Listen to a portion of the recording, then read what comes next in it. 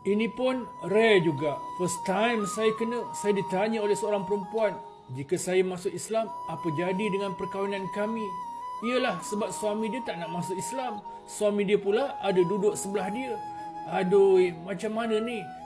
Begini kisahnya, saya diminta datang ke satu homestay di Melaka. Suami isteri muda daripada Perancis, sama lovely dengan seorang anak kecil. Pemilik homestay kata si isteri tu, kita namakan Amy, dah beberapa tahun minat Islam, sejak di Perancis lagi. Tapi terbiar begitu saja. Study Islam pun sendiri-sendiri je. Kesian. Jadi bila dia tahu dia di negara Malaysia, negara Islam kan, tentulah lagi banyak dia nak tahu pasal Islam dan nak tanya soalan.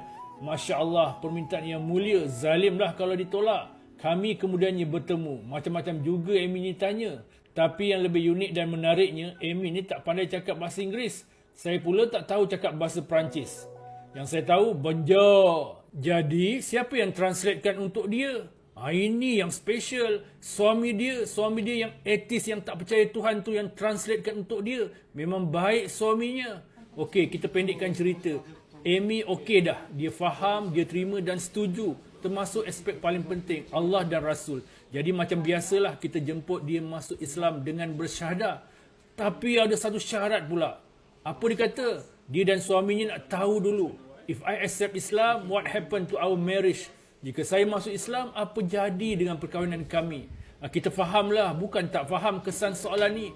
Ialah, adakah perkahwinan mereka akan terbatal atau terbubar? Mereka kena bercerai ke? Anak bagaimana pula? Bagaimana fikiran sahabat-sahabat? Apakah jawapan terbaik yang dapat kita berikan? Salah jawab nanti payah pula, banyak hal. Sorry lah, TikTok ni tak boleh lama kan? Kena pendek. Jadi kita sambung part 2 nanti. Sudilah like, share dan bagi pandangan atau komen. Terima kasih.